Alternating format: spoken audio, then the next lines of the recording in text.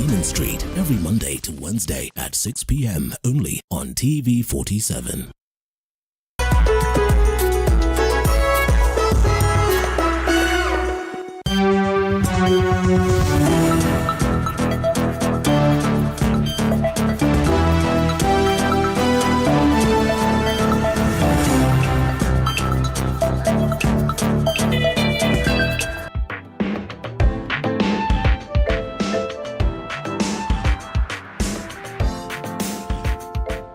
Candidates for Kenya Certificate of Primary Education and Kenya Primary School Education Assessment KPSEA to conduct their rehearsals today in preparation for the exams, which start on Monday and end on Wednesday. This will also mark the end of the 844 era and transition to the competency-based curriculum CBC.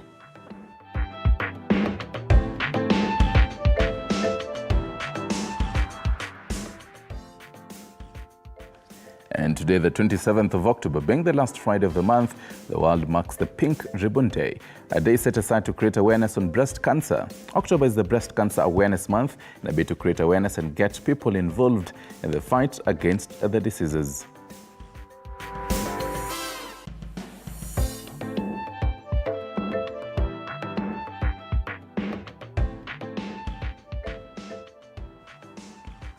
Hurricane Otis causes 27 deaths in Mexico with severe damage in the country's resort city of Acapulco.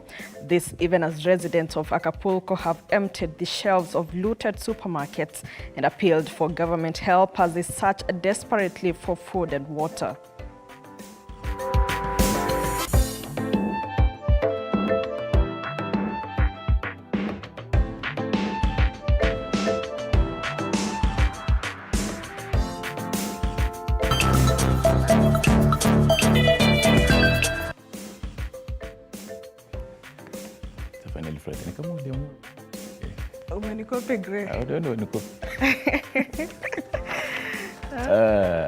Most definitely, it is the 27th of October, 2023. And because Fred is not here, we'll do the whole countdown for him. 59 days. 59 days to Christmas. Most definitely. And it is also the Pink Ribbon Day.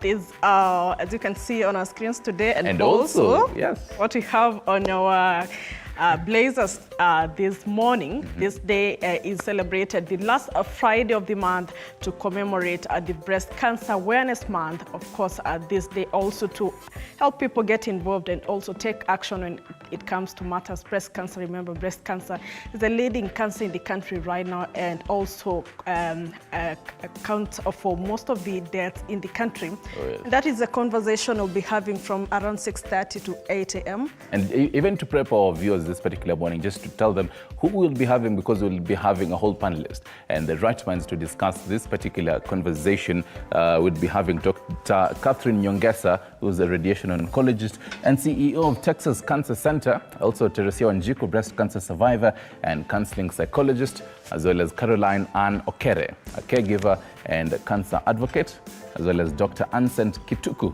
the former Machakos Health CEC and a cancer expert.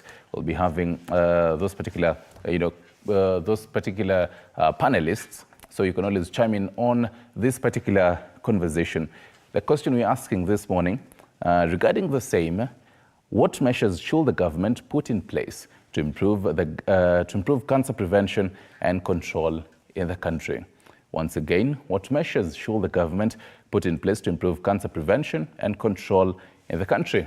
At Limoki_F, at Nyerungita_, and as well as at Fred Indemoli. There you have it on the screen. At TV47 Kenya on Facebook, at TV47 KE, TV47 News on X, and of course we'll be live on X as well as on YouTube. You can be part of that conversation, send in your feedback as well as your questions concerning that, specific topic that we're having today. Oh yes. How cute do I look in this ribbon? And actually, first of all, by the way, even the whole, crew this particular morning, hopefully we'll see them even as we, conclude. But all of them actually have Christine, Charles, the whole entire crew back there, director Inonda Pale. They also have this particular ribbon. Yeah. So you could also, look for one just for the whole solidarity of it. But then even as we get on matters, the whole diary, this particular morning, we definitely expect to see the KCPE and the KPSEA rehearsals. And this is going to be significant, by the way, today, yes, because it's an end of an era. This might be the last rehearsal, by the way. Not even it's the last, not really last rehearsal as far as the KCPE, for KCPE is concerned, yeah. But we'll be seeing this now for the KPSEA. Oh, yes. It's end of the 844 era. There has been a lot going on concerning the preparation to transition to the competency-based curriculum, CBC. And I think time has finally come to actually move on. Oh, yes. Yeah. And now other questions will be raised even as we move and out of 844. It was a whole, big cramming and all that. Yes. Really brought about matters exam cheating and all that. Mm-hmm. So we definitely have to see if now the fact that KPSEA and it's matters competency. It's a little bit more practical, yeah? Yes. So if you don't have that skill, there's no way you're going to still either kneading or even molding something. Oh, yeah. Yes. And I think it's a move in the right direction because you see, nowadays we are talking about unemployment, but really it's also about people tapping into their skills and talents to be able to monetize them. So I think if you gain this knowledge from the lower primary school, yeah, yes, you're able to use that even as you transition to junior secondary school as well as to campus, all that. So I think it's really good if people take it with a positive mind. Yes, definitely. Yeah. And the whole bit of matters education, the front page of Daily Nation, even as you get into the newspaper review this particular morning. The big story there, and they ask end of free secondary education. They have also the whole proposed fees structure for next year, 2024. They talk about learners in institutions have only been paying for their lunch meals. So they break it down for national schools, extra county schools, and also day schools. Current paying by the government grant is about 22,244. Has been proposed the same amount for national schools. The parent is set to pay 53,554. Yet the proposed is about deviation of about 19,628 more. That's about 73,108. For extra county schools, the current remains 22,244. The parent paying 40,535. Proposed 66,023. Meanwhile, for day schools, parents shouldn't be paying anything yet.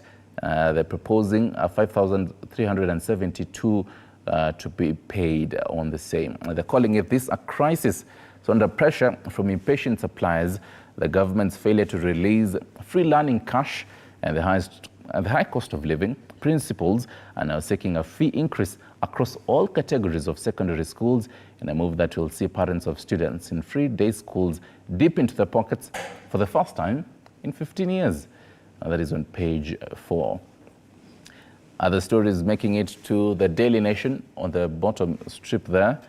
Ruto cuts his travel budget by 500 million Kenyan shillings. And it's interesting because yesterday we did see the Standard, going with the title and the headline, the flying president. And this morning they also have a similar bit there. President William Ruto has announced plans to slash the executive travel budget by up to 500 million as part of the austerity measures by the Kenya Kwanza government. The president said the saved funds will be reallocated to support learners with disabilities.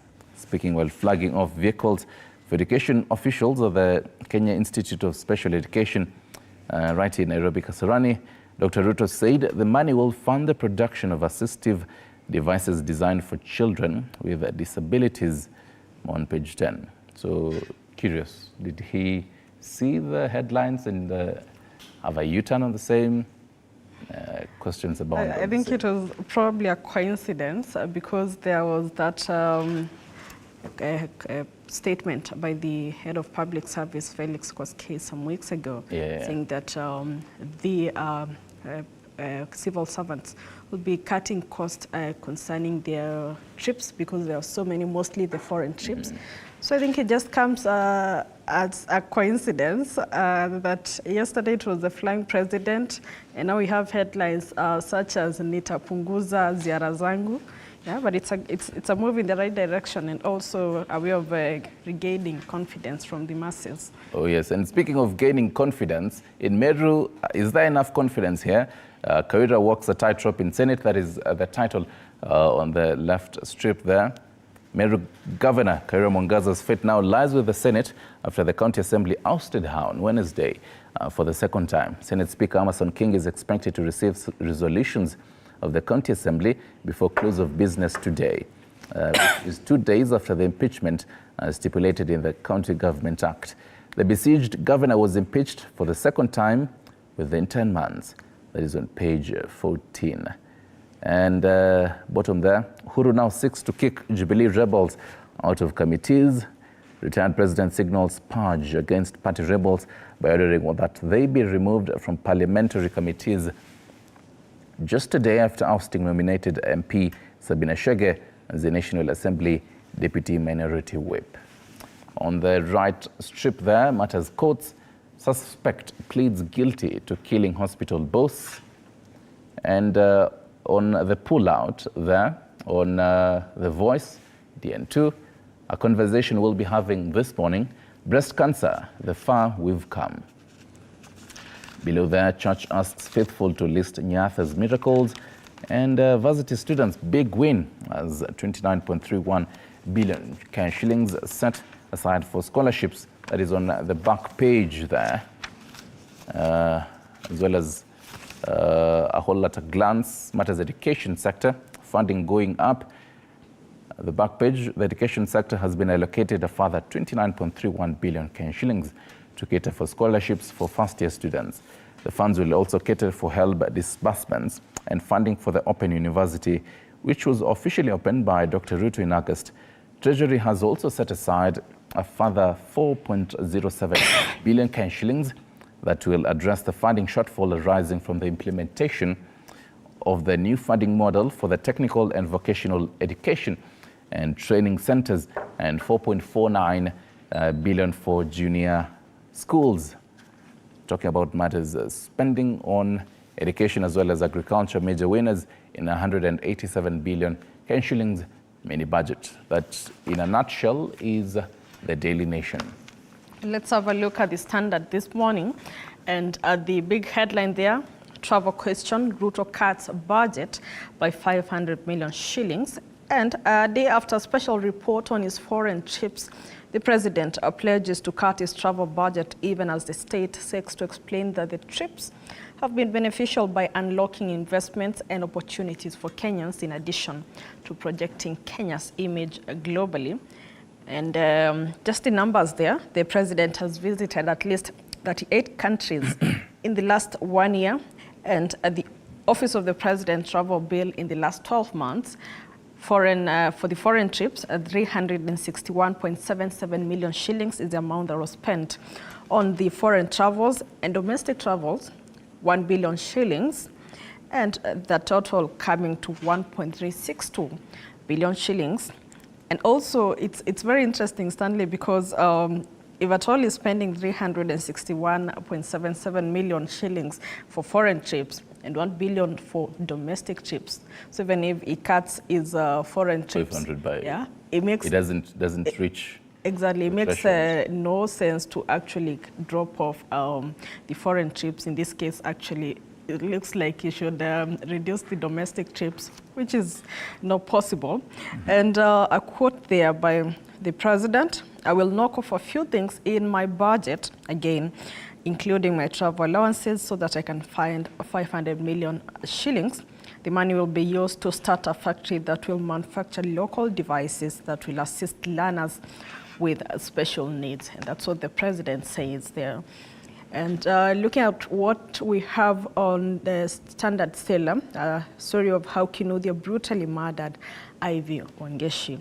That's that story there. The High Court, in a 45-minute emotional session yesterday, found that a man who hacked a medical student twice in the head and neck with an axe bore malice even as a family seeks the maximum death sentence. And that story there is on page 6 of the Standard, and may Ivy rest in peace. Looking at what we have on the top strip of the Standard this morning, farmers reject price of 4,000 per bag of maize. We also have Java to buy coffee from farmers. Good story there on page 23 of the business page. And Mara Sports, why Red Devils no longer instill fear in the city, Stanley. Good thing Fred. Good thing Fred is not here to add more, a whole pile of pressure on me. What is it, page 36? But we shall rise once more. We shall rise once more. Manu, mlishindo home, please. We shall rise more. Hey, Sunday. But definitely on Sunday, it is going to be one interesting game. Manchester United versus Manchester City, 6:30 p.m. East African time. Wow. Yes, and still on the Standard, away from Manchester United, not instilling fear in the city anymore.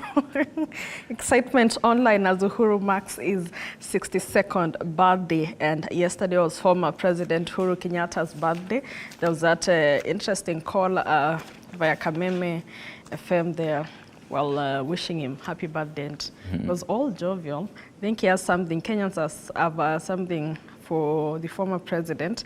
But moving on swiftly, on the back page of the Standard this morning, Red Devils no longer instill fear in Manchester in City faithful. Let's not dwell on that much. Yes, because my co-host might just leave me in the studio alone.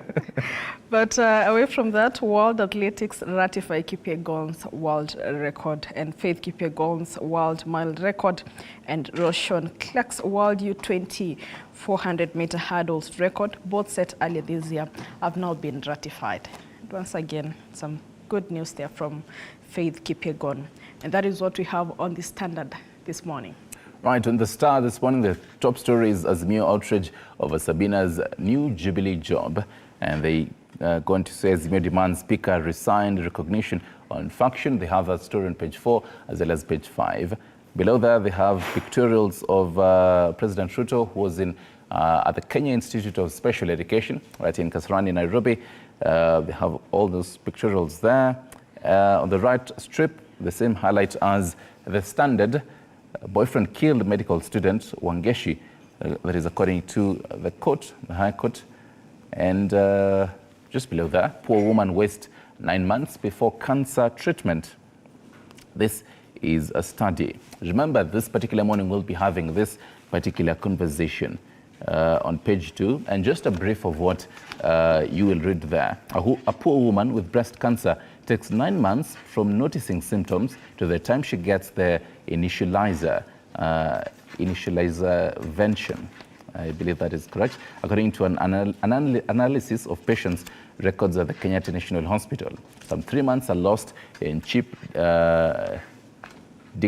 clinics that often misdiagnose symptoms, but most of the time is wasted when the women arrives at KNH. That is on page 2. And we'll be having our experts right here to just tell us what this actually means and the impact it has for someone being in hospital, a cancer patient and a woman who's pregnant who has cancer, and the whole impact it has. And from that, man jailed for life over defilement, free after 11 years. And the Siasa pullout, the weekly pullout, fresh coastal unity drive presents. That's actually on page 2 and 3. Drive presents headache for Raila, and it is the pullout there. They're asking, outsmarted. That is the Star this morning. Well, tuangazie gazeti la Taifa Leo. asubuhi ya leo, na taarifa kuu katika gazeti la Taifa Leo: nitapunguza ziara zangu, asema Rais William Ruto.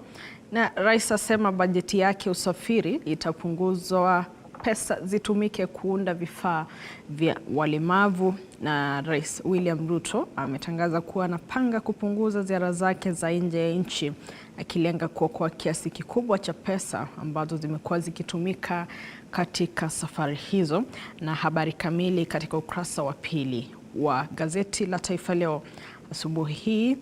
And it's interesting that Taifa Leo had to put as a different front page that was there some days ago, just there. So it, drawing parallels of what they had reported of 038 ndani ya mwaka and now what he's actually said. Oh yes.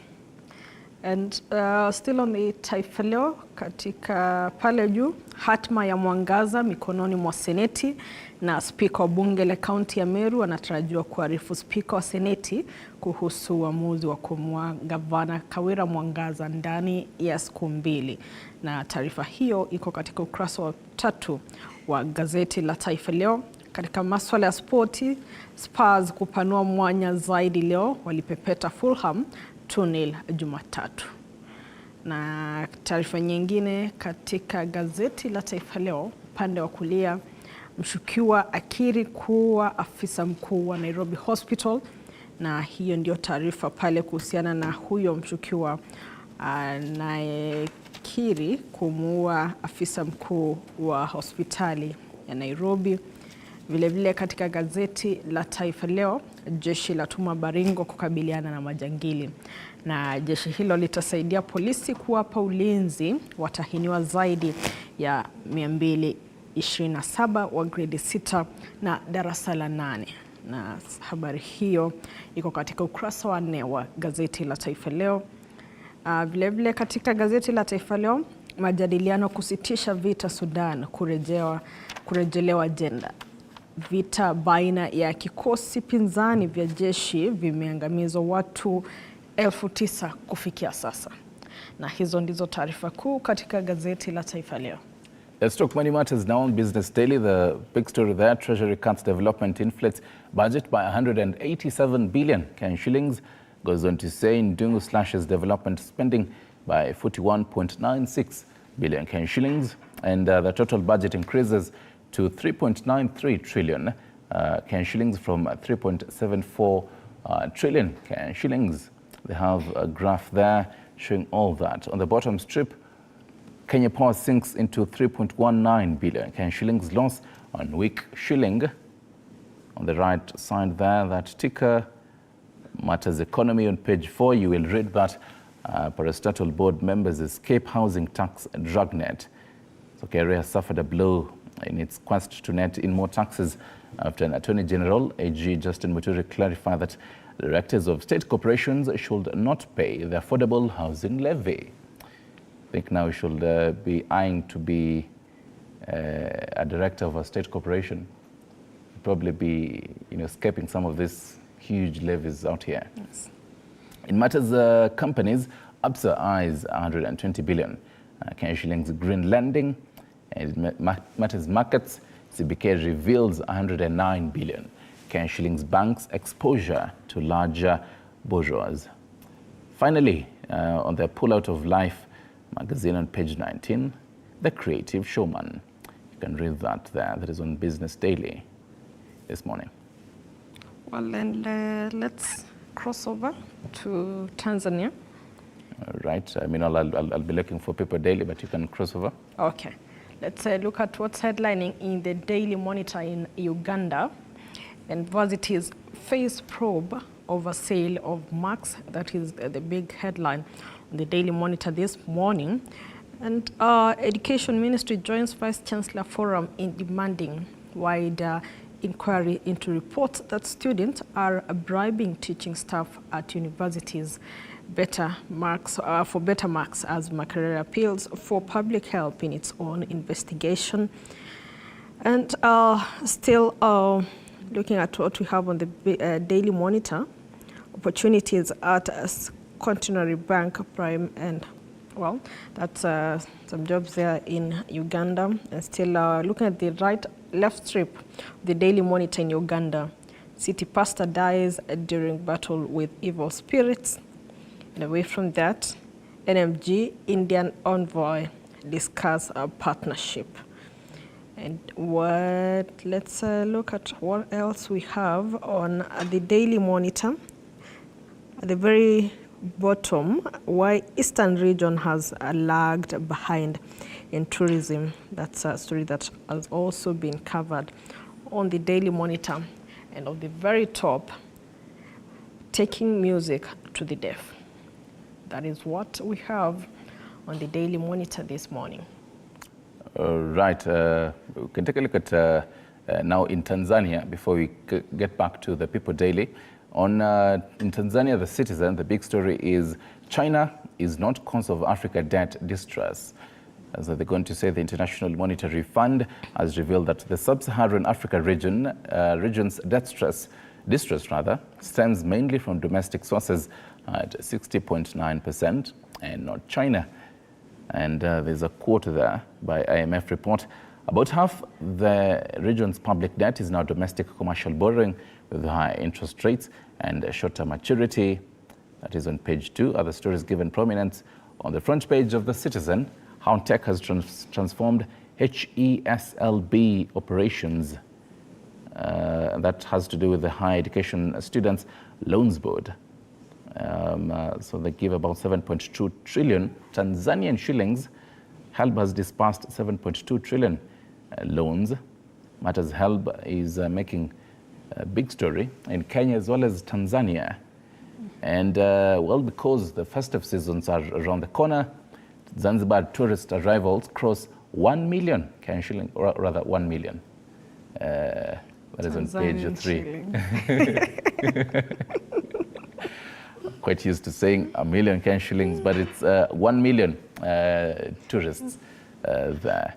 We can probably be a part of this 1 million and cross over to Zanzibar after the 59 days elapse. Oh, yes.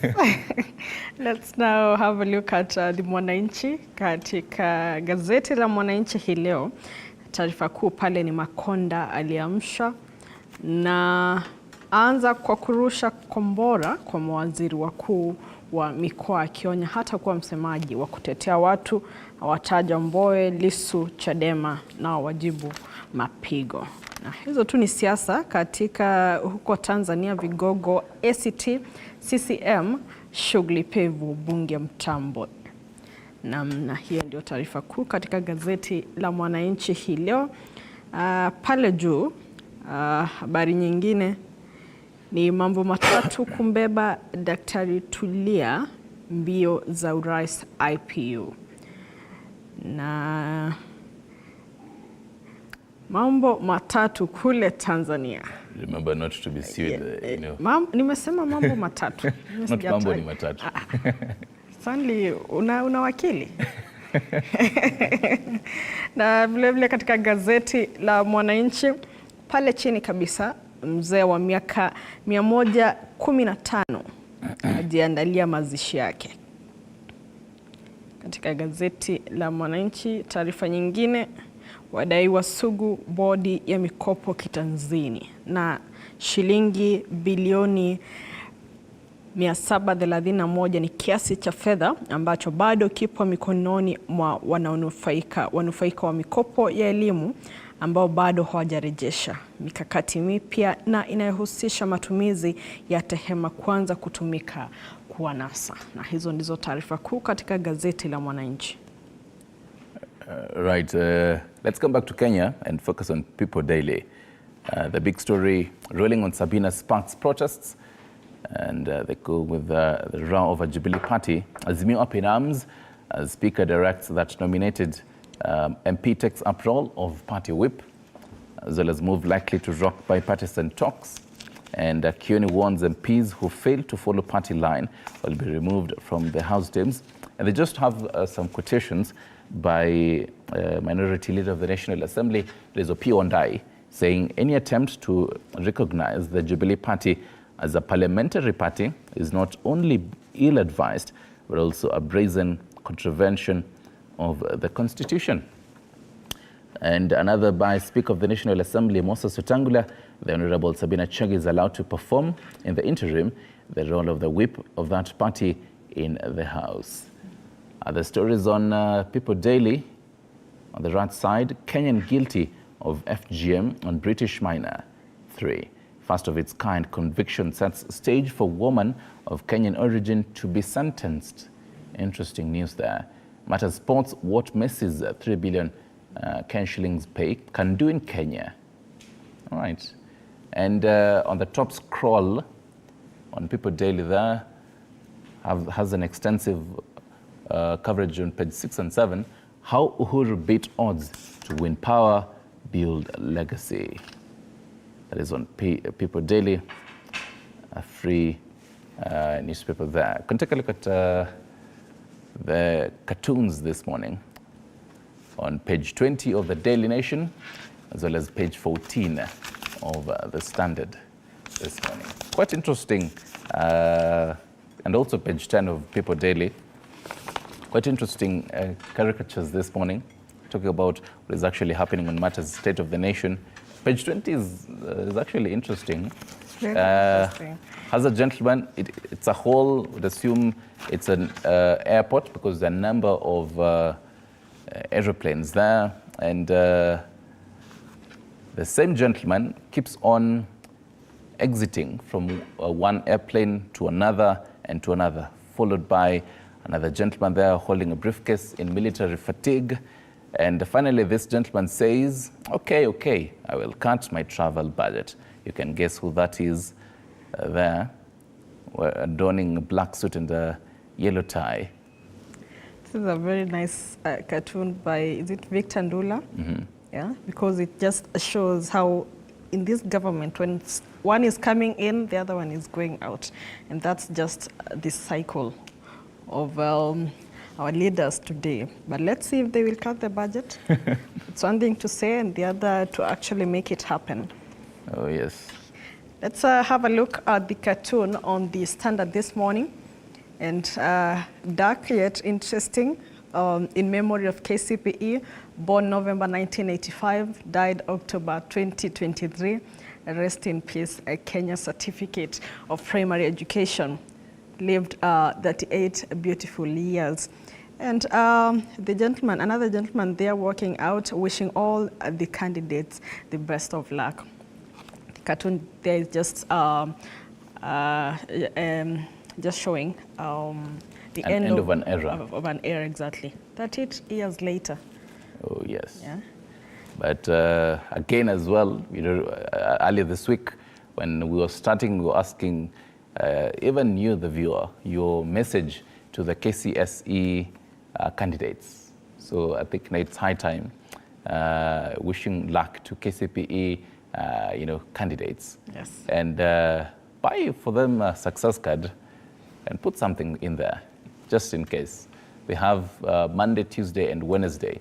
And from there, there'll be, all that. Hopefully, they won't be taxing the success cards as well. And the sad thing is that they see those success cards after the exam. Oh, yes. So I wonder what's the essence, because after I saw mine after the KCP exams, we have Manu here says, "Kama hukusoma." But I'm saying it's been 8 years. Really, you've been reading all those years. But anyway, on the other side. And finally, on the whole caricatures, on page 10 of People Daily, Stano focusing on matters education here. There's a dark cloud there and a lightning huge increase in fees from January 2024. A gentleman, his pockets are empty. He's probably a parent of the 2 children there. He's saying this is the real El Nino. And those 2 children there are wondering, okay. So, and this has to do with what was on the front page of the Daily Nation, talking about the increase of fees in matter secondary education and calling it, rather asking, is this the end of a free secondary education? So these 2 children, they'll probably be doing the KCPE exams as for Monday, but then now after that, as they get into secondary education, the parent would really have to double up, maybe. Yes. If you're paying for 2 children who are sitting for KCPE, you really have to double up what you're paying and what you will pay for the secondary education for the 4 years. Sad situation, really. But that's that concerning the dailies. On the other hand, we'll be having that conversation concerning matters breast cancer. And we have Dr. Catherine Nyongesa, who's a radiation oncologist and a CEO, Texas Cancer Center, as well as Teresia Wanjiku, breast cancer survivor and a counseling psychologist. We do have Caroline Anokere, a caregiver and a cancer advocate, and Dr. Ansent Kituku, former Machakos Health, CEC, and cancer experts. And of course, you can chime in on that conversation through sending your feedback or even your questions that we'll be asking to our guest this morning. And speaking of question, we're definitely curious your view on what measures should the government put in place to improve the cancer prevention and control in the country? What measures should the government take and put in place to improve the cancer prevention and also control in the country? You can talk to us at Limuki_F, at Nyerungita_, at Freddy Ndimoli, that is on X, at TV47KE on Facebook, as well as TV47 News on X. You can also call in live, by the way, at 0768095491, or talk to us on WhatsApp, 0793-267-279. We'll be sharing all that on the bottom side of your screens as we move on. Take a short break? Sure. All right.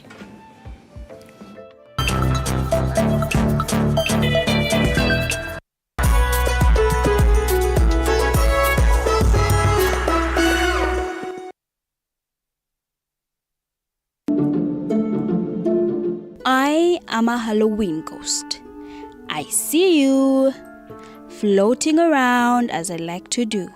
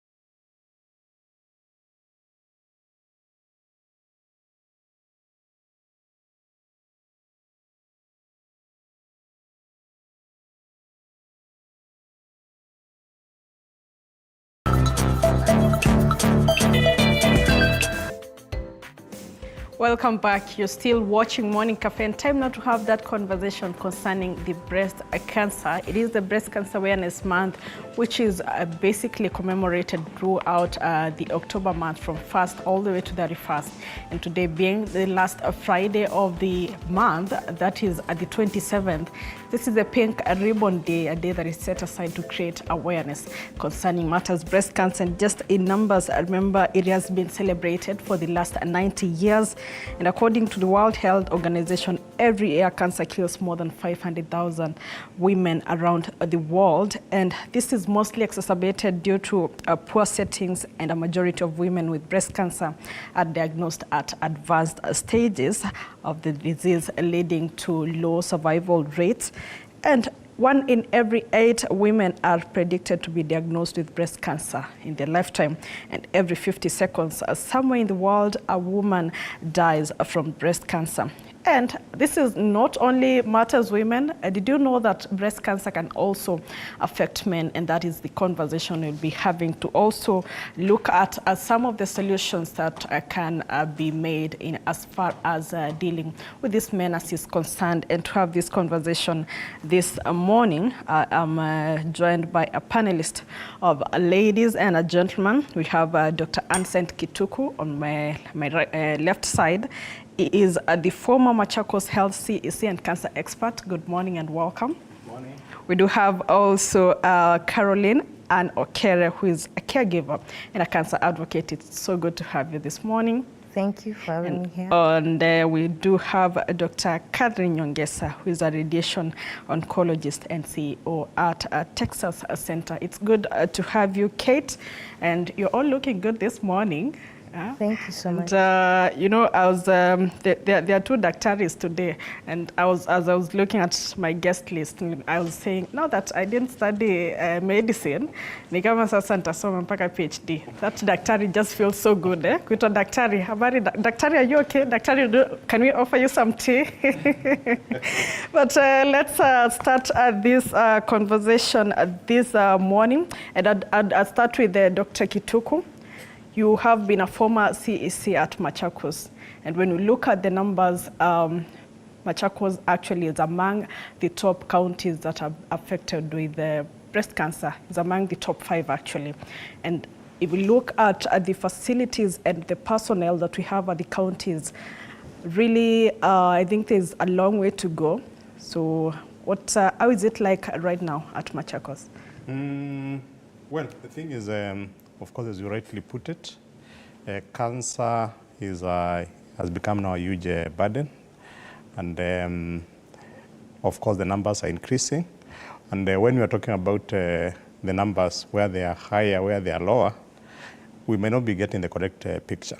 Because, you know, you can only get the numbers when you have the ability to pick them. Okay?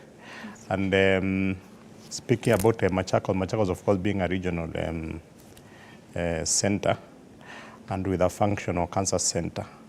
Obviously, then the numbers which are picked from there are obviously going to be higher than in other areas where there's no cancer center.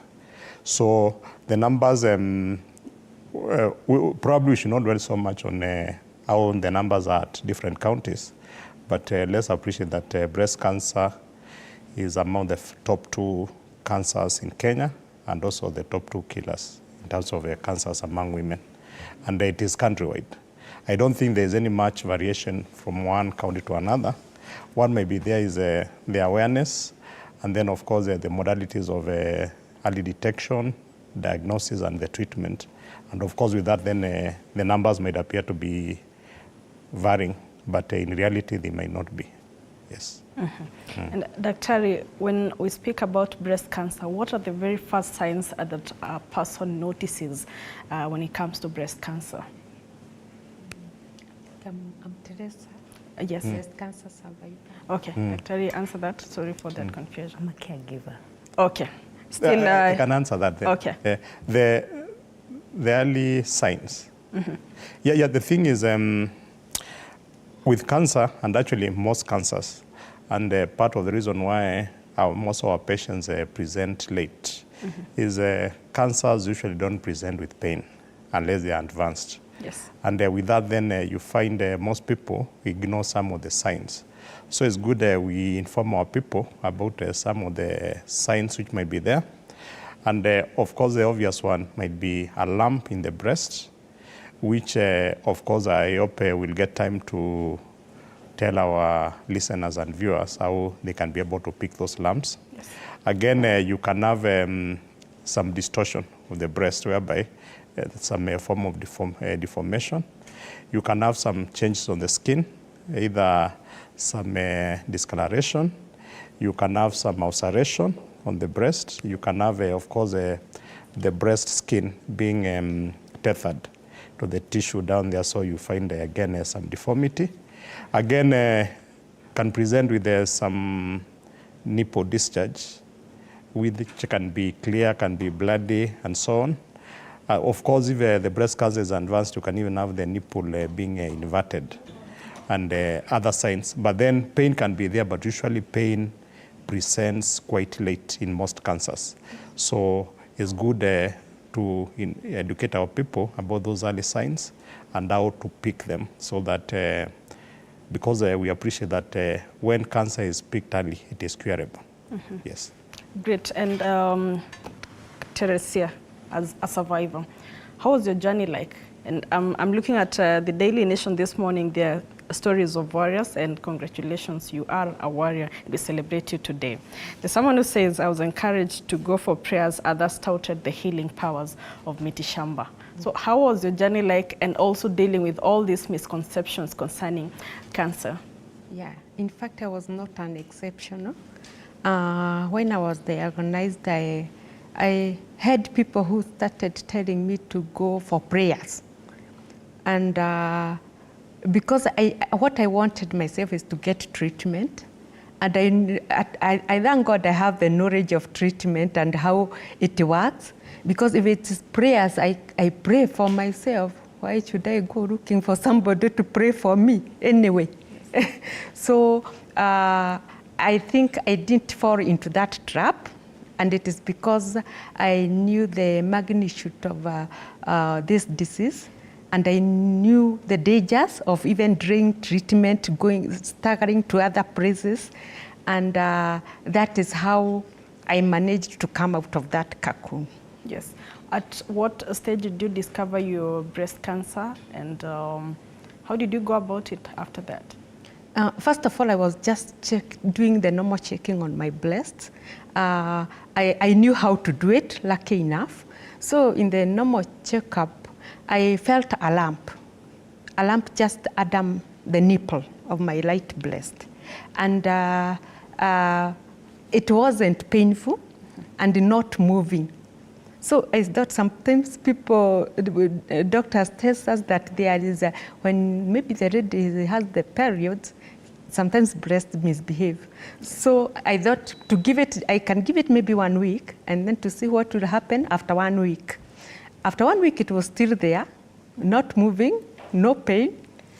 So I decided to go to the hospital for checkup.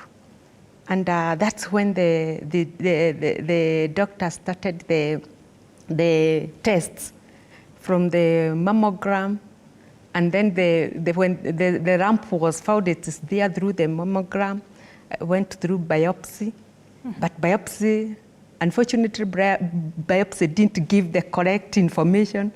So I was sent back to surgery, to theater, and they decided to remove the whole lump so that it can be taken for the test.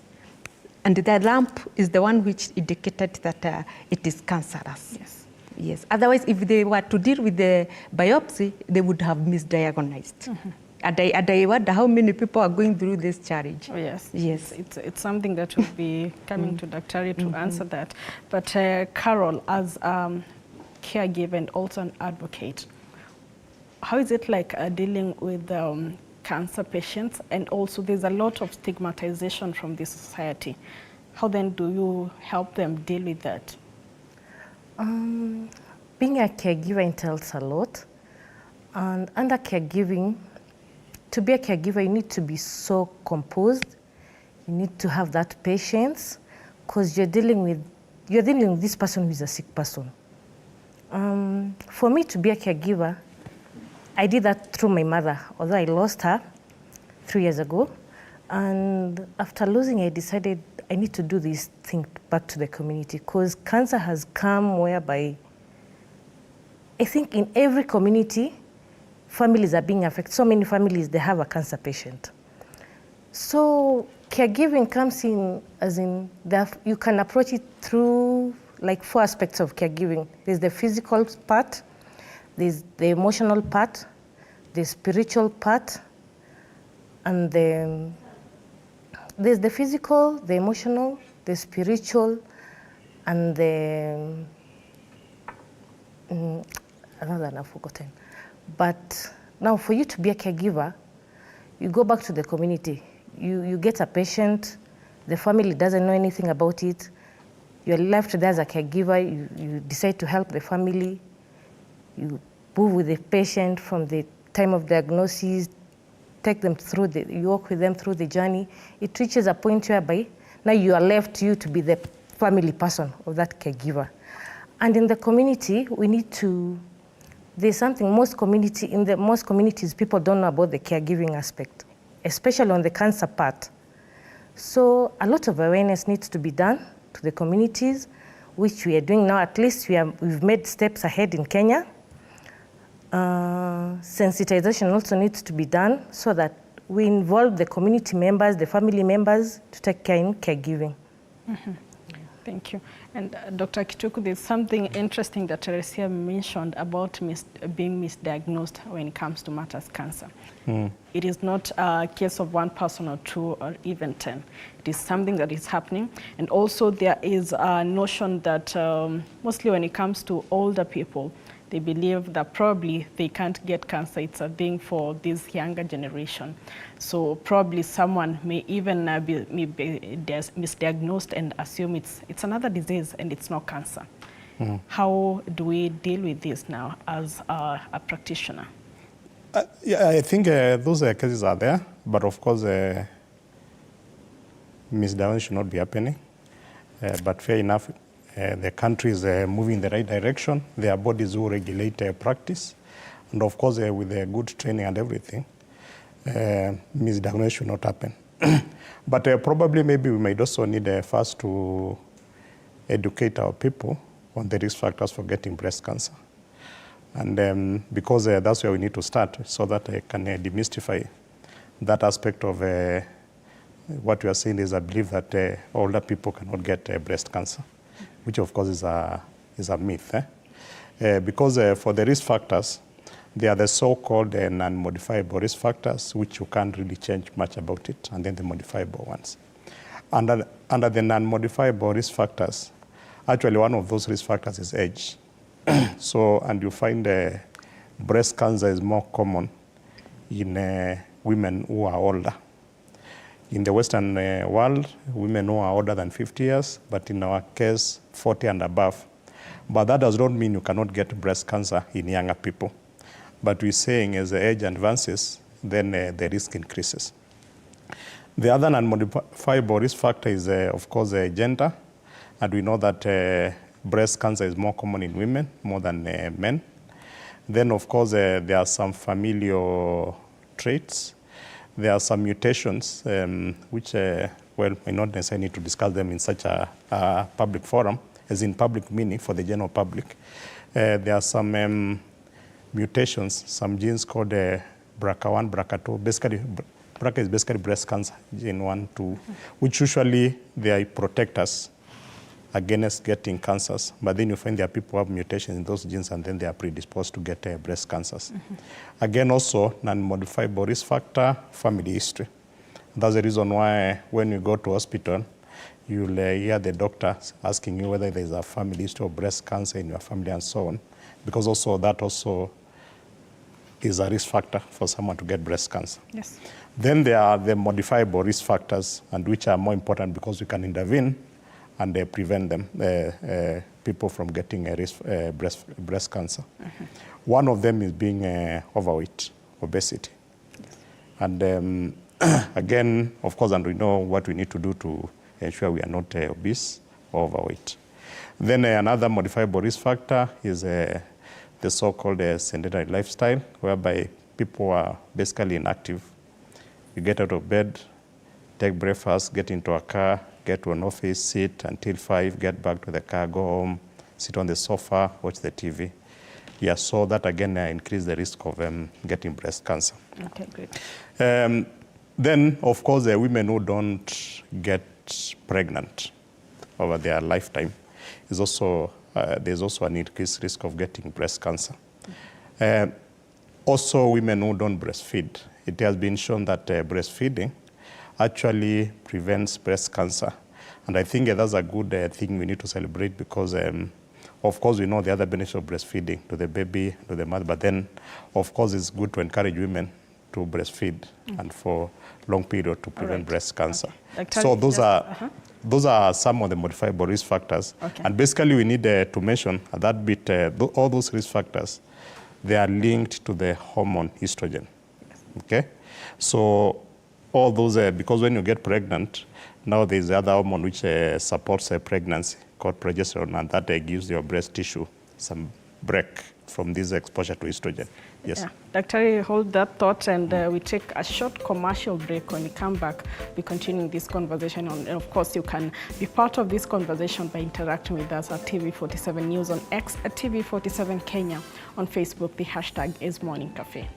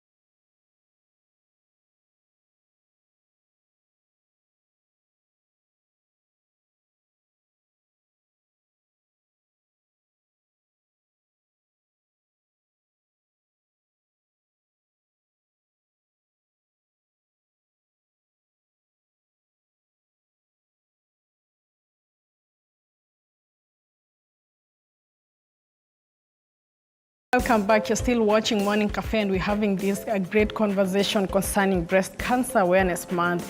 And today is the Pink Ribbon Day. That is why you see us all in pink ribbons, and my guest as well. And before we went on that break, we were speaking about misdiagnosis and also some of the risk factors that come as far as breast cancer is concerned. And Teresia, as a survivor, was it easy to get a treatment?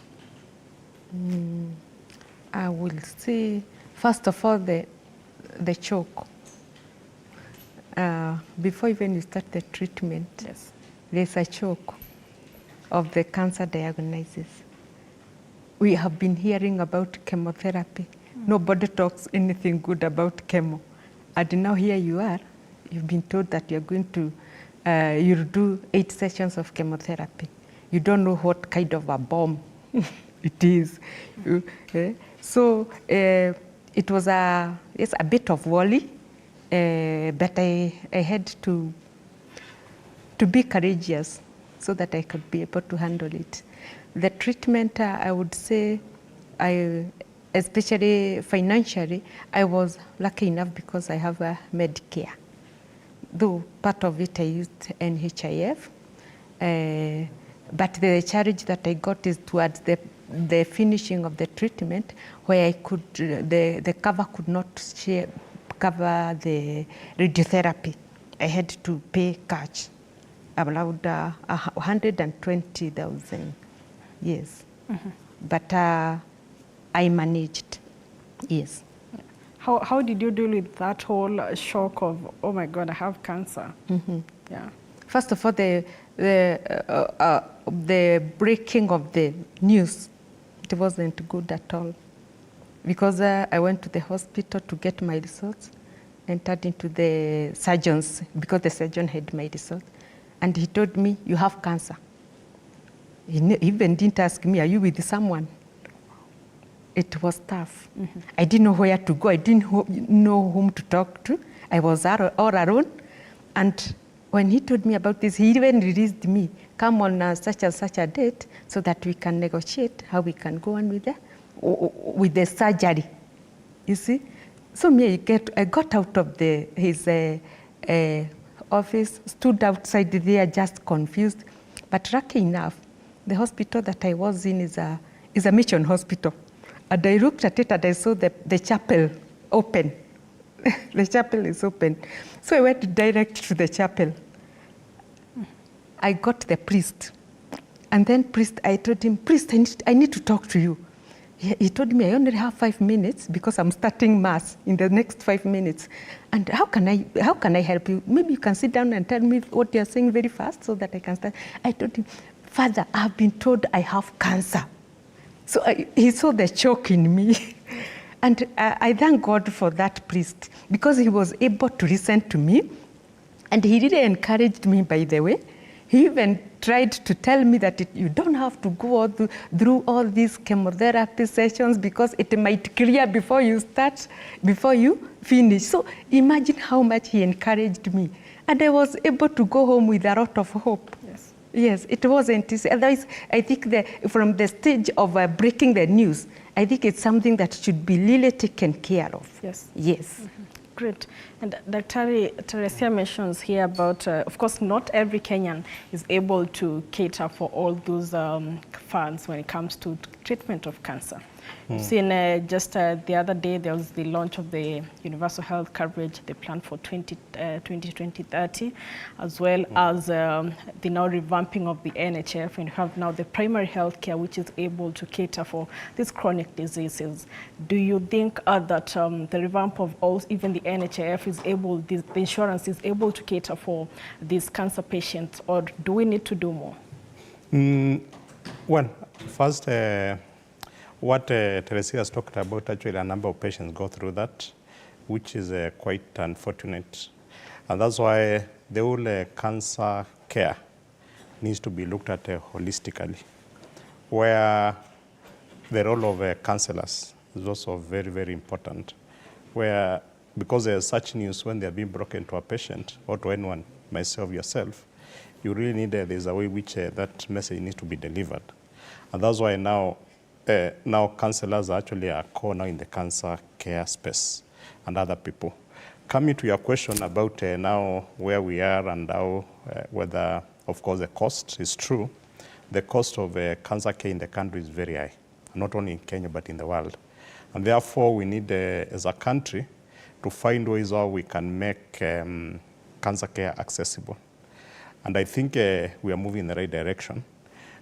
Apart from, of course, it's good you talked about the UHC, if I can call it 4.0, because remember we've had 2-3 previous attempts at UHC which have not been very successful. Yes. Of course, some of them were pilots. But I hope now UHC 4.0 is going to be successful. And because from where I sit, I am seeing the bigger picture, the different components. We saw the president commission the community health promoters. And that is a very key, previously called community health volunteers. Of course, volunteerism had its own challenges because the stipends were coming on and off.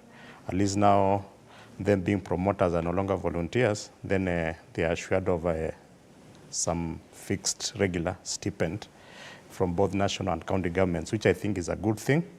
And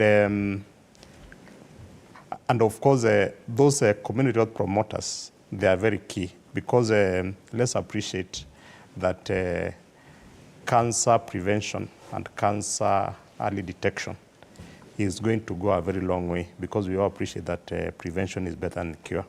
So those community promoters, I imagine those are the people who are going to be trained on how to teach people in the villages, in churches, in the women groups and so on, how to do self-breast examination. And for sure, I imagine if every woman in this country, and of course men also included, knows they have been trained on how to do self-breast examination, I think that will go a long way in early cancer detection. I hope we'll get time to talk more about now the breast examination. Yes. Then, of course, the other parts of the cost is we appreciate, of course, cancer care is very expensive, and even accessibility, because for you, I mean, even before you talk about the cancer, it has to be diagnosed. So a few years ago, the National Cancer Institute of Kenya was set up, and they have a mandate actually to ensure that they even, of course, all matters cancer, including the regulation of the centers, ensuring that the professionals are well trained and all that, and even getting the data, the cancer registries. And with that, we'll be able to probably have more. Of course, I'm not advocating for every county to have a cancer center because it is defeatist, and we cannot afford even the human resource. But having regional cancer centers, and then of course the national cancer centers, and of course being at the lowest level, being able to do the basics of the screening will go a long way. Yes. Regarding the cost, the bills which have now become law, we hope they are going to really help, because at least now with the Facility Improvement Fund, even now the public hospitals should be able to retain the funds they collect there, and we hope and believe that those funds will be put in good use. But even apart from that, even now within a certain hospital, it would be good to set up a cancer fund nationally, and also now within the hospitals to also ensure there's a fund set aside for cancer, because we appreciate that the cancer, the chemotherapy drugs, Dr. will even talk about now the radio, which is even more expensive and more scarce as a resource. The drugs are quite expensive, and therefore we cannot continue having these the cancer, the chemotherapy drugs being procured the same way as procure the other drugs for treating malaria and so on, because obviously when resources are limited, the executors are likely to procure the drugs which are being used by many people and which are cheaper. So that cancer fund, to provide those funds to ensure that they go to specifically for cancer, will help. Yes, great. And let me engage you, Caroline, as a caregiver. How heavy is it emotionally to deal with these cancer patients, both for you and also for them? Like she said, when she was broken the news, she was shocked. We come in now as a caregiver, you need to give the psychosocial, the psychological support. You have to talk to her, take her through the journey. You have to convince her, because sometimes some patients just completely disagree going for treatment. Now you have to take them through that part. You have to do the psychological part of it. You have to talk with them the emotional way. You have to engage the community. Sometimes you find somebody with a breast cancer, maybe the breast has a tumor. Back in their community, they say maybe that's bewitching. So for you to remove that stigma from her to accept to go for the treatment, you really need to work very carefully, because some families back up from the patient. So you find as a caregiver, you're emotionally drained, but you need to be strong for the patient to go for her or his medication. So it really makes us, when the patient is down, you as a caregiver sometimes get so emotionally drained and you have no one to talk to. So as a government, we wish they could have something also for the caregivers. As we go through this, maybe the treatment after we've taken care of the patients are well, what's the way forward for the caregivers and the patient? That's life after treatment.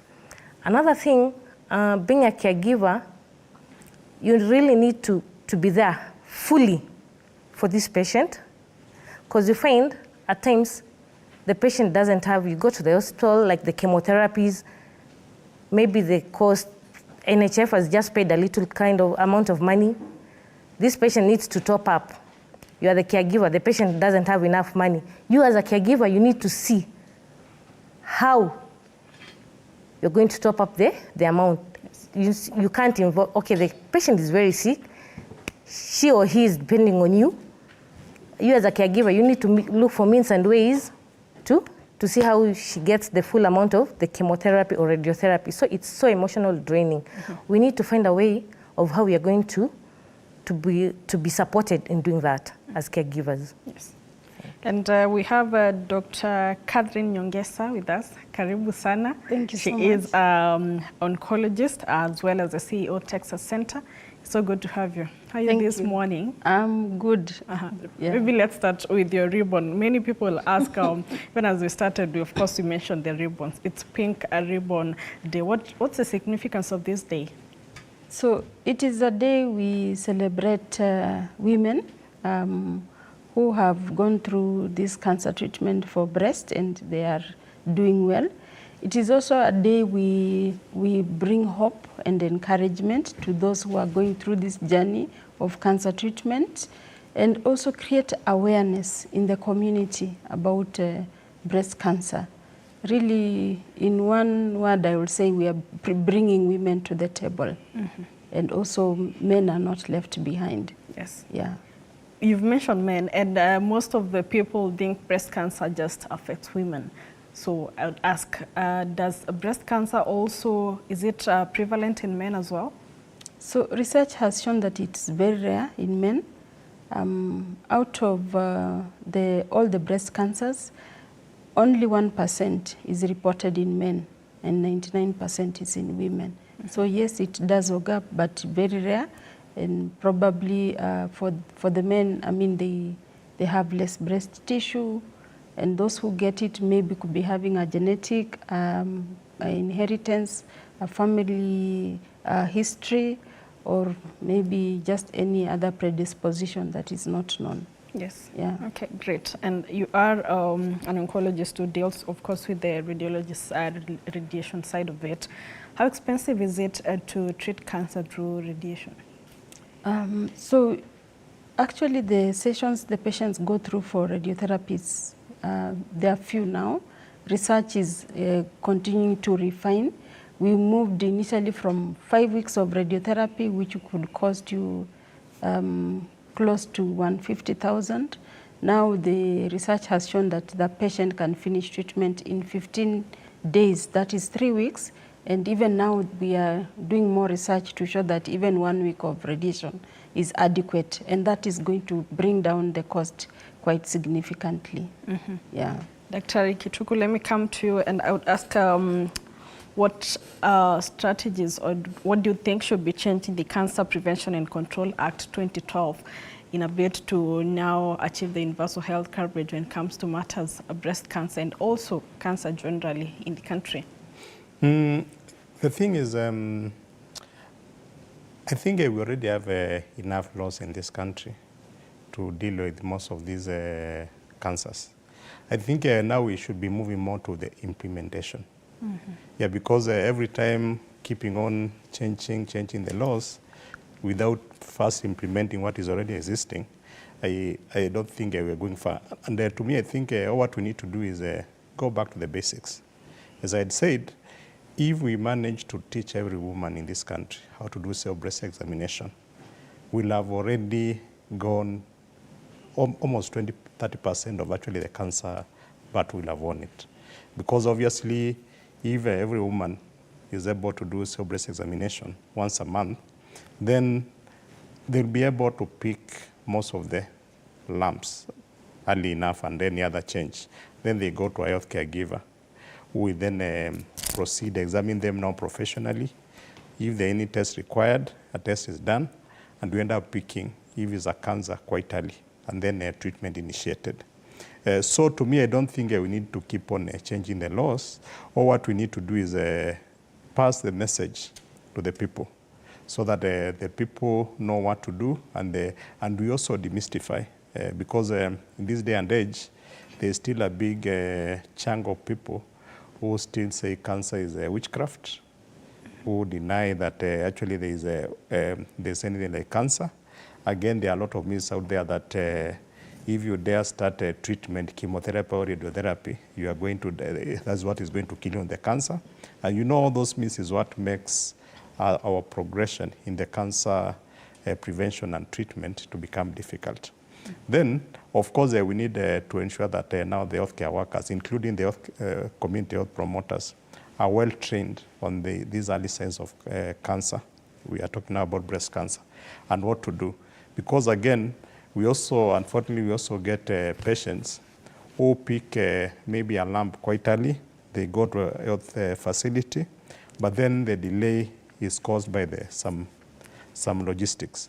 And you find someone who went to hospital on time being treated for something which is not what it was until later on, by the time they actually heard it was cancer, already advanced. So the training of healthcare workers on cancer prevention, cancer early screening, the early diagnosis, and then the treatment modalities available, very important. Then at the national level, we need to really coordinate cancer patient referrals. We need to know which facility, whether private or public, is able to do what, how are the numbers there, because now with the digital health, we should be able to map all our patients where they are and all our facilities and know their capabilities. And because we find a number of our patients in public health facilities going abroad to India, ABCD, and yet they can get the same treatment in some private facility here in Kenya. Yes. So we really need to do that. I know the National Cancer Institute of Kenya is already working on that, to have a registry to be able to know if it's Machakos, what are they able to do at the cancer center there. Then how do they refer the case they can't handle there to the national cancer centers. But of course, also importantly, the issue of now ensuring the finances are available for cancer care. Yes. Because Daktari can bear me witness, sometimes it's very frustrating when you start a patient on chemotherapy, they only come for one cycle, they have run out of cash, yes. Can't continue. Yes. Radiotherapy, they only go for one session, then they can't come back. Of course, the time now, because let's remember these cancer cells they also have their mechanisms of survival. So if you just do one cycle and you stop, those cancer cells, because they already know that you are trying to do something, that will even now might become even more aggressive. So the financing bit, very important to ensure that no patient who has cancer, whether poor or not, should miss or fail to get treatment because of their status. Yes. Even as we come to Teresia, remember you can be part of this conversation by sending in your feedback or your question concerning this matter. 0793-267-279 is our WhatsApp number. 0793-267-279 is our WhatsApp number. You can always be part of this conversation by sending in your questions or your feedback. And remember, our question of the day is, what measures do you think the government should put in place to improve the prevention and control of cancer in the country? At TV47 Kenya, on Facebook, TV47 News on X, and the hashtag is a Morning Cafe. And Teresia, you are a survivor. So speak to someone who's back at home right now. They've been diagnosed with cancer, but they're really afraid of even taking a step to seeking medical care, because they're afraid, of course, of these myths and misconceptions that when you go for chemo, that's you're done, or when you go for maybe radiologist, when you see a radiologist, it's done for you. What do you have to tell that woman back there? Maybe I'll tell that woman that cancer is not a death sentence, and early diagnosis saves life. So the earlier you go to the hospital, the better.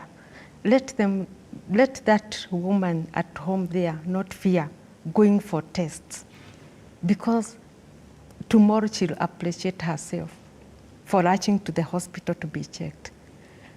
I think the most difficult thing about people in cancer is psychological. It's all about in the mind, the mindset of the person. There is a lot of misconceptions about cancer and cancer treatment. And that's why you find that most of the patients, even if they feel that the lump is there, they don't want to exactly to know what it is, because they think the moment you are told it's cancer, you are dying the following day. So I think as we do the sensitization and awareness, I think the community should be sensitized that early detection saves life. And the earliest you rush to the hospital, the better.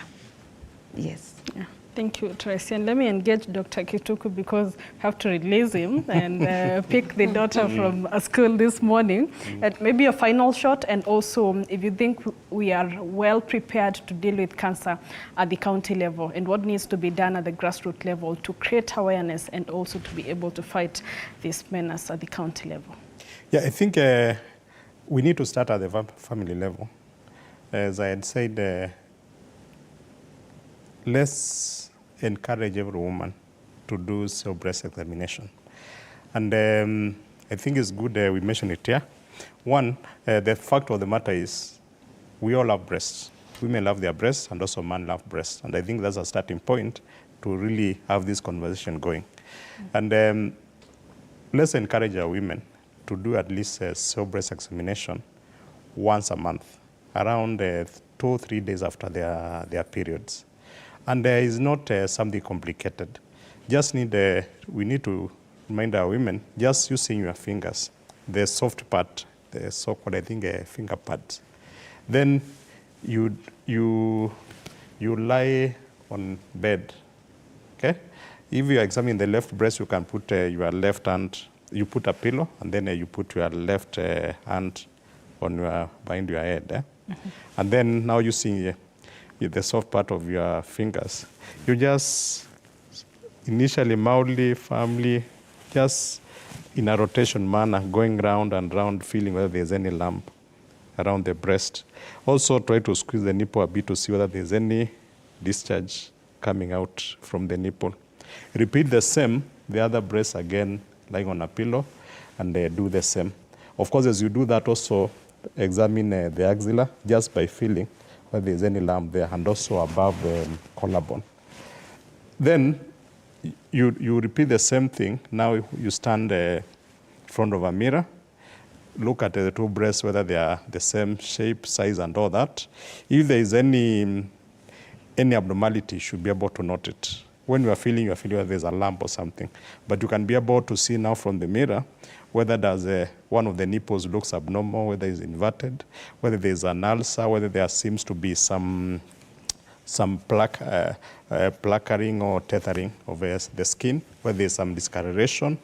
Again, then you bend, you were still in front of the mirror, and see whether, because there are ligaments which anchor the breast. So when you bend in front of the mirror, if there's abnormality, you'll be able to, it will become more simplified. Again, when showering, the same, and through that we'll be able to achieve a lot. Then the community health volunteers, promoters now. I believe they are part, actually now the caregivers, a good number of them, the caregivers in the society. I believe most of them are also community volunteers. They should also be trained on that. And even now the aspect of removing the stigma, and having now, because again, for those patients who have undergone maybe mastectomy and so on, and even the ones who are going through chemotherapy, radiotherapy, to have those support groups in the communities, whereby, because it makes a huge difference. If a group of 10 women who have breast cancer, who are breast cancer survivors, if they meet once a month or rather they support each other, it goes a long way. Then, of course, as I had said, healthcare workers, all the way from nurses, to be trained properly, the early signs, how to pick them and how to refer these patients. Then for those of us who do the diagnostics, to be trained on how to, properly trained to ensure that the misdiagnosis they are talking about don't arise, and also to know where to refer cases. Because now for treatment of breast cancer, it is beyond just the usual microscopy. immunohistochemistry is part and parcel of diagnosis and treatment of breast cancer. Then the treatment centers to be well equipped. Counties, probably we can use the regional economic blocks, and they can decide for one economic block to have one cancer center, which can take care of that region. And then the national cancer centers, KNH, KUTRH, MTRH, where now these regional centers can refer patients they can manage. And then now a proper cancer registry for the whole country, so that we can map out our patients who requires what treatment, and also the centers to know which patient can be referred where, whether it is public or private. And that way I think I will be going in the right direction. Of course, the key thing is the financing. As much as now we've seen the Facility Improvement Fund has become law, we also need to ring-fence cancer funds to ensure that patients who have cancer, there are funds to ensure that they can go through the treatment without disposing all the assets. Yes. Thank you so much, Daktari, and thank you for creating time. I will release you to go and pick up the daughter. Thank you. Say hi to her. Hi. All right. Let me engage you, Dr. Nyongesa. When it comes to treatment of breast cancer, take us through the process from being diagnosed to the last process of treating cancer. So cancer itself is a medical diagnosis. So the first time, once you have all the symptoms and the signs and the doctor has a high index of suspicion that it's cancer, you have to take a biopsy. That one, they take a piece of meat from the breast to take to the laboratory to test and confirm which type is it, what is the biological behavior. And then you go through staging tests, which is scanning to check your lungs, your liver, and also to see, they have to categorize where are you, stage 1, stage 2, stage 3, stage 4, and then the treatment. The treatment of this cancer is multidisciplinary. So you have to involve the surgeon, the oncologist, the counselors, the nutritionist, and anybody who is in that group to support the best care for that patient. So if it is early stage, then the patient may be asked to go for surgery, and surgery entails removing the whole breast or part of the breast. We call it breast conserving treatment. After that, there will be a recommendation of additional treatment, which we call adjuvant treatment, and this involves chemotherapy and radiotherapy, depending on the findings of the report after they have done the surgery. There are certain cases where the cancer maybe it's a little bit too big, and the surgeon feels it should be shrunk by giving chemotherapy before they go into operate. And that one, we call it giving neoadjuvant chemotherapy. So the patients will get about 4 to 8 sessions of chemotherapy, the tumor will shrink, and then surgery can be done. And then afterwards, we'll follow with the radiotherapy. And then there are cases where you may need hormonal treatment depending on the biological behavior of the cancer after the pathologist has reviewed the sample. And this hormonal therapy can go on for 5, 10 years and beyond, just to reduce the chances of the cancer coming back. Mm-hmm. You may also need targeted therapy, just still based on the biological behavior of the cancer. For example, patient can get what we call trastuzumab, and this can take up to 18 cycles. Mm-hmm. So not all breast cancer is the same in every woman. They actually vary, and the treatment has to be patient-centered. It has to be tailored to that specific patient. And the best way to go is using a multidisciplinary approach. Mm-hmm. Yeah, amazing. And Carol, as caregiver, what is the most prevalent cancer patients that you have? At the moment, I have breasts, mm-hmm. majority are breast and cervical. Mm-hmm. Yes. And walking through the breast cancer patients, we have different, as Dr. has said, the different kind of patients. Because I'd never come across a patient with a wound. But last week, I visited one. I was contacted, went to see her, sat her down, took her through the initial. She'd done her first chemo. She wasn't aware that her hair needs to fall off. She wasn't aware of anything. She was just told, you're doing chemo and that's it. And as a caregiver, I walked with her that journey. I took her, sat her down, talked with her, asked her how she's feeling after the first chemo. I took her through what she should expect, the body changes. And as we were conversing, she told me, by the way, my hair has even fallen off. I told her, yeah, that's one of the side effects. So you see, the doctors didn't prepare her for that. She was shocked because she had a Marvin on. So I told her those are side effects. Even if you finish chemo, you go for radiotherapy, you'll have some changes in your body where your nails will be black. She was so shocked. She was kind of, really? I told her, yes, so be prepared. At least I asked about her wound. She showed it up to me. She told me how she was taught at Kenyatta National Hospital that she does her dressing. And I was so happy because now she knows how to do the dressing herself. I even promised her to get her some detergents and some first aid kits for her to go on. We had her dressing. And so you find her, she had a wound. The other ones don't have wounds. There's one who has double mastectomy. There's another one who has just one of her breast, which was removed. There's another one who is in dire need of, once your breast, you've done mastectomy, you need to have a boobie. So she doesn't have, so that you can balance your breast. Yes. So you see, the challenges, as a caregiver, you need to help this person to feel as a woman. So you have to go out there in the community, you have to go to these NGOs, you have to go where you hear there's some donations being done, you have to take care of your patients. So it entails a lot. Mm-hmm. It entails a lot. And being a caregiver too, sometimes you suffer burnouts. You suffer burnouts to a point whereby we become sick. And when we become sick, it causes a double tragedy because you're a caregiver, you're sick, your patient is also sick. So you suffer burnout, no, and you have no one to talk to. So you're just there, you are sick, you need to take care of your patients. It entails a lot, being a caregiver. It's so heavy. And last Friday on Mashujaa Day, we saw the president launch the 100,000 community health promoters. Before, how was it like, and do you feel like there's enough, you're being equipped enough in order to be able to help these people at the community level?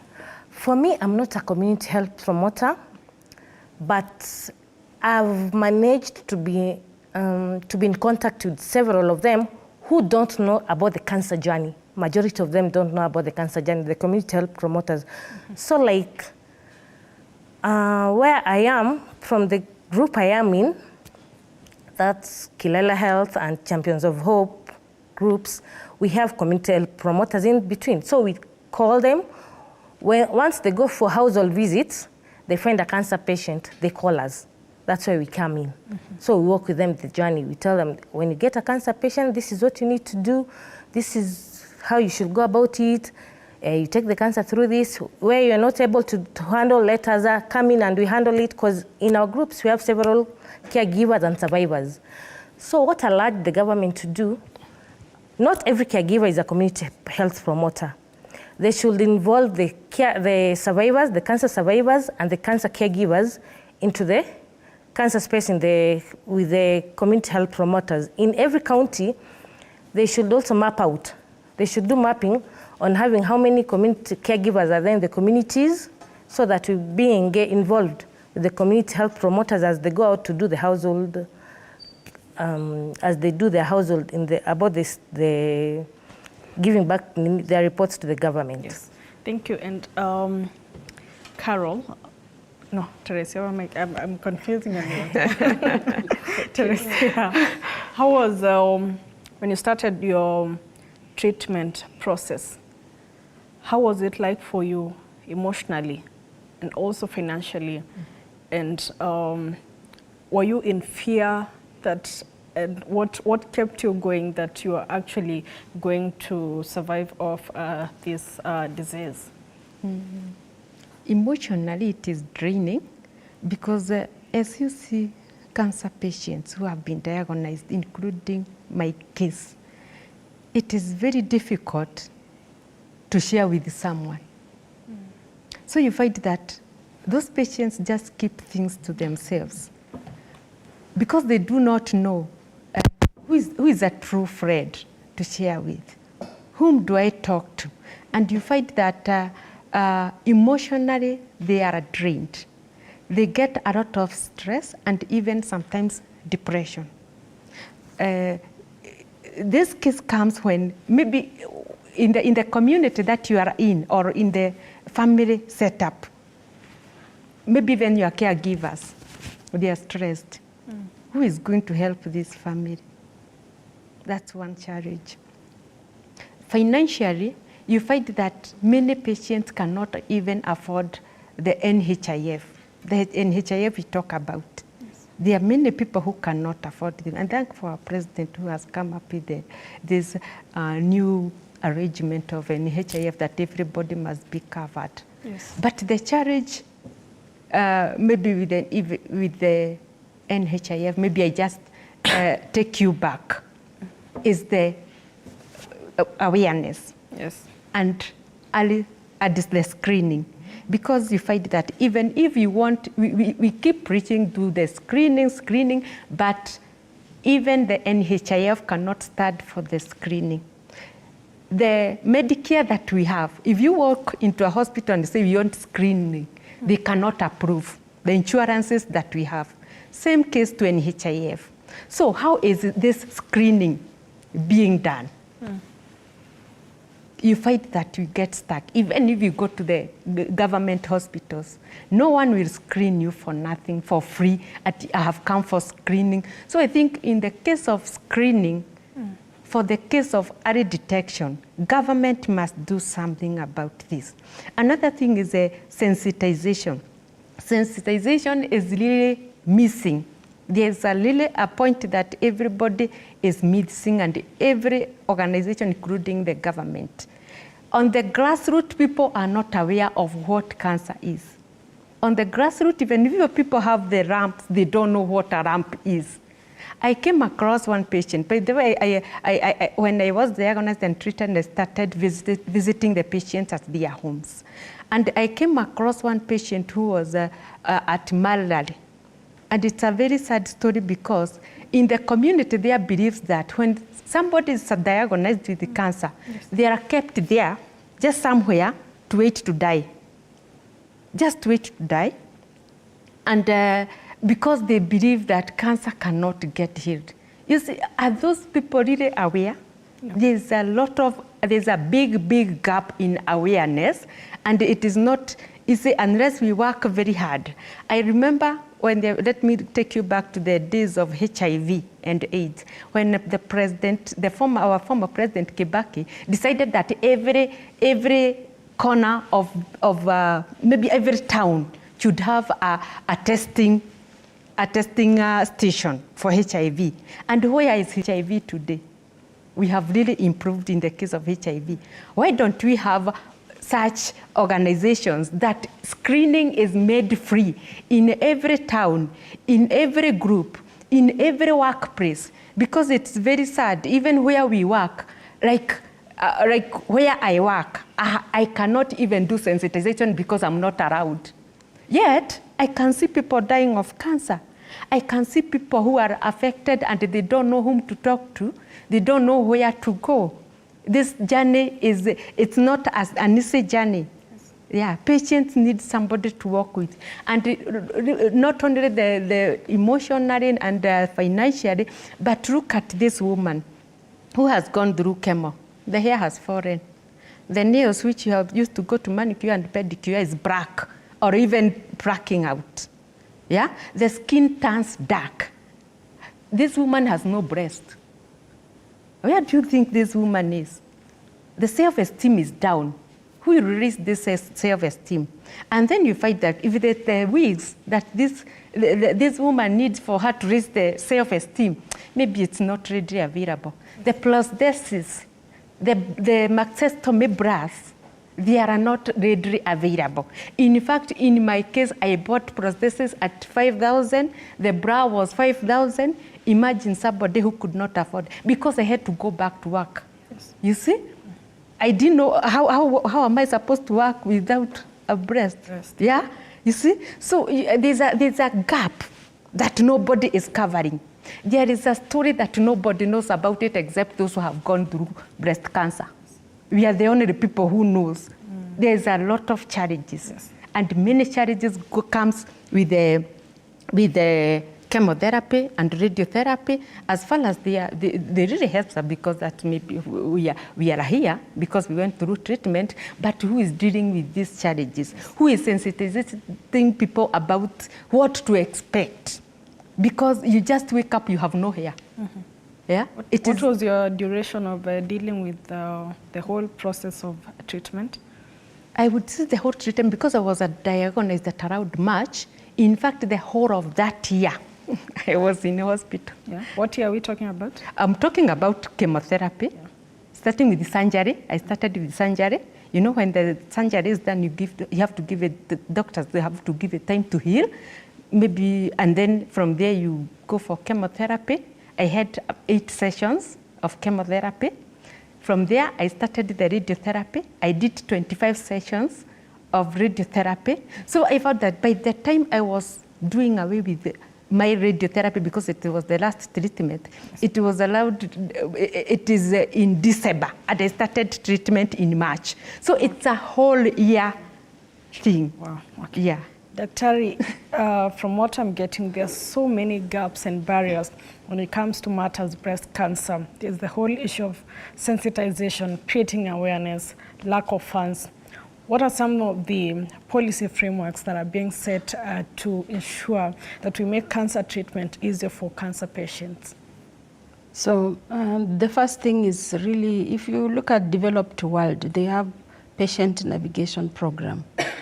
So in Kenya, we also running the patient navigation program at Kenyatta Hospital.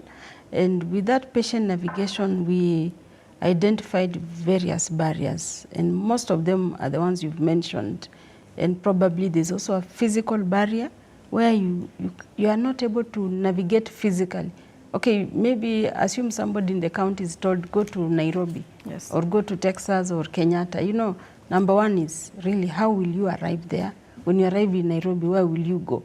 So they also faced accommodation challenges.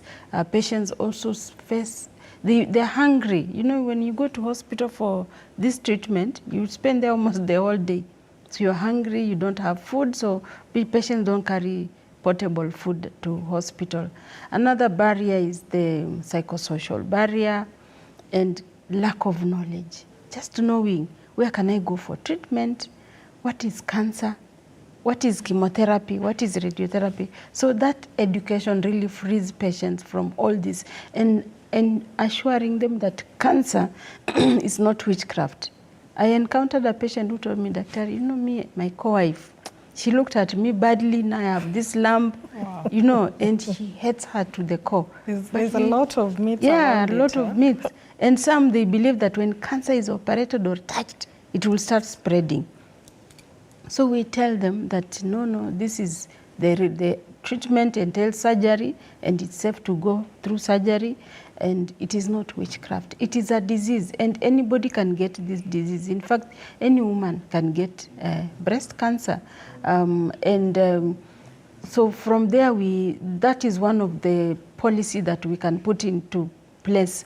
And I'm happy to report that the National Cancer Control Strategy has put patient navigation as one of the important policies that needs to be implemented in all centers that take care of cancer patients where they're encountering these problems of the barriers. Mm-hmm. Another framework we need to put into place is HR.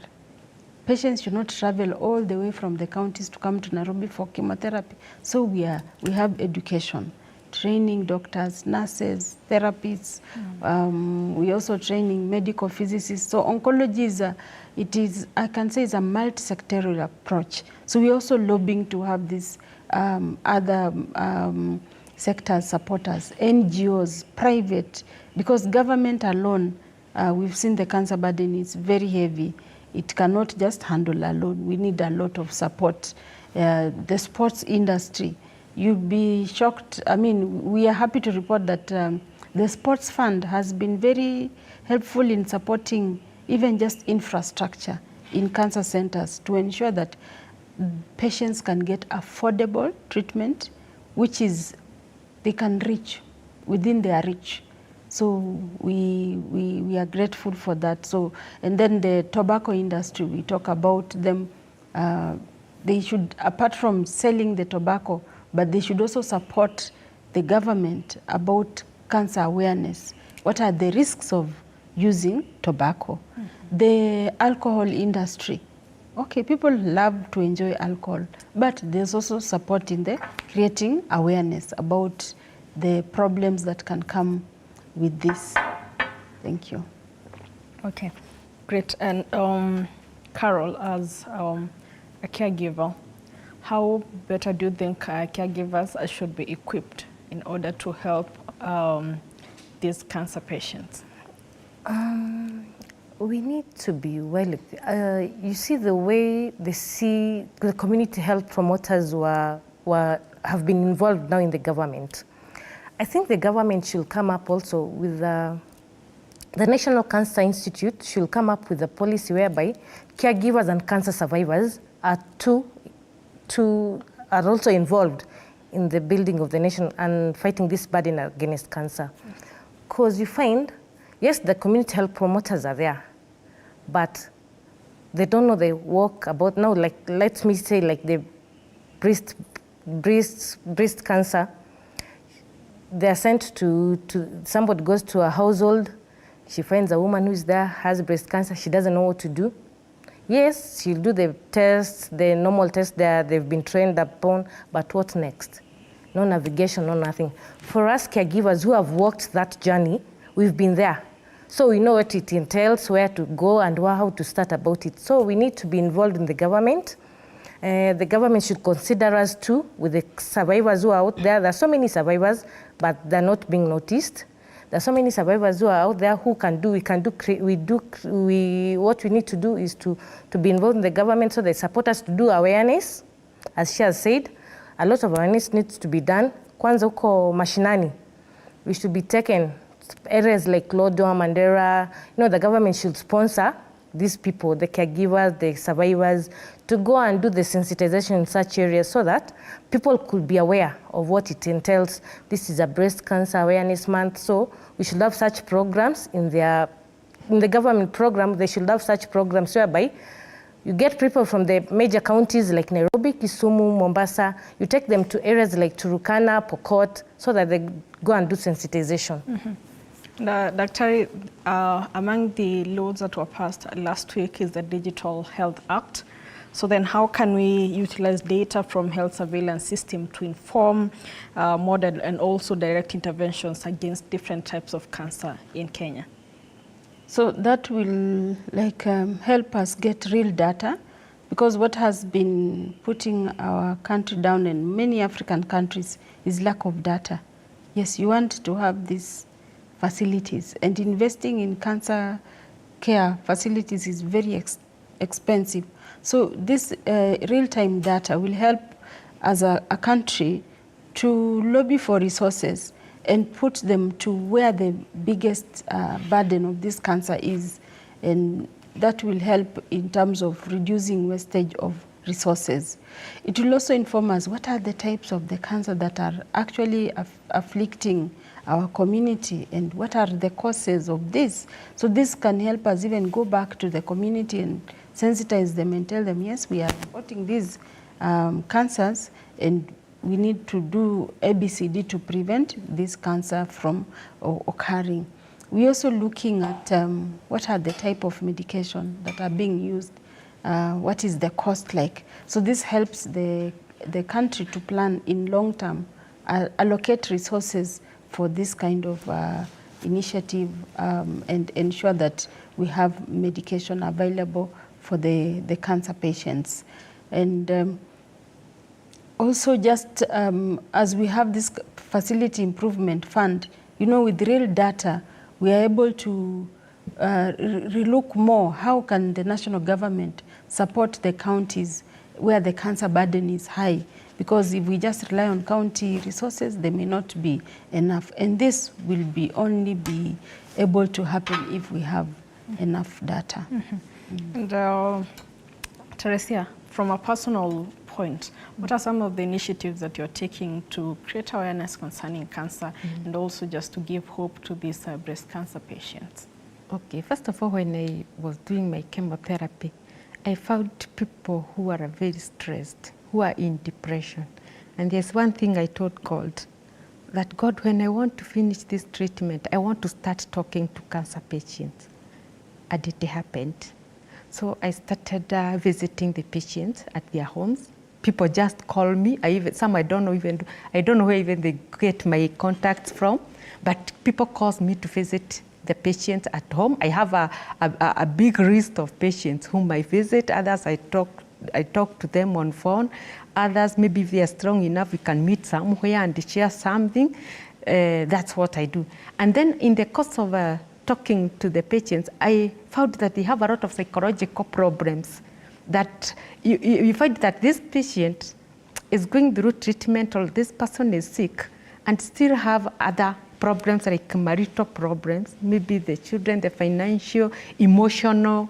So I decided to go back to school to do counseling and psychology, so that I can be able to have the skill even to handle other issues that are affecting the cancer patients apart from treatment and apart from walking the journey of treatment with them. So I have I also started my YouTube channel, and especially in COVID time, when we could not visit patients face-to-face due to immunity cases and COVID issues, I started my YouTube channel, which I called the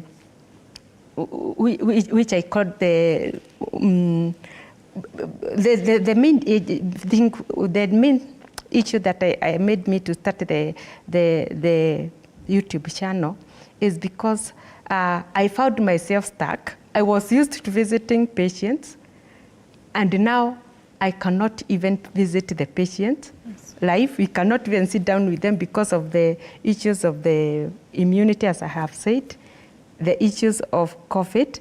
So I found that these people still need to be assisted, maybe online. So I started something we call the Sprout and Reeve. Sprout and Reeve, to me, means that when you get the news of cancer diagnosis, you feel like everything is dead. Everything is gone. And there's a point that patients reaches and find that I have nothing. What do I have? Look at the woman. I was beautiful today. I don't feel beautiful. I had hair. Today I don't have hair. So you feel that everything is gone. And you even lose friends who are your friends, and they are no longer your friends. My dear, if you are not careful, you find yourself alone. It's a very lonely journey, by the way. Even your own maybe relatives, you find that those whom you think they will support you, they are talking about it. Yes. And you know, when they talk about it, you are emotionally affected. You are psychologically affected. So Sprout and Reeve means this time you are down, but just like a tree that is cut. And then when it rains, it sprouts and start growing again. Amazing. That is what I meant with this, my YouTube channel, Sprout and Reeve. I give the journey, the story of my personal journey from diagnosis, the treatment, and how I went through treatment, and maybe my family and all that. Yeah, that's what I did. And even today I visit them, because it is open now. Yes. Yeah, there are no barriers, but most of the patients, I visit them physically. And imagine if I can tell you the impact of visiting cancer patients. For one, these people knows, I already know what they are going through, so they are not in fear. They are able to tell me exactly. We are able to communicate freely. Apart from that, people, those whom I've talked to before, I meet with some of them, and they tell me, if it were not you, I would have been dead. Great. That's such a beautiful initiative you've taken there, and I hope many more people can actually be part of this journey and help even cancer patients, breast cancer to be specific, because this is the Breast Cancer Awareness Month, to get through that journey of surviving through this disease. And of course, remember, you can keep interacting with us at TV47 News on X, TV47 Kenya. On Facebook, the hashtag is Morning Cafe, and we're asking you, what measures do you think the government should put in place in order to improve the prevention and control of breast cancer in the country? And of course, our WhatsApp number is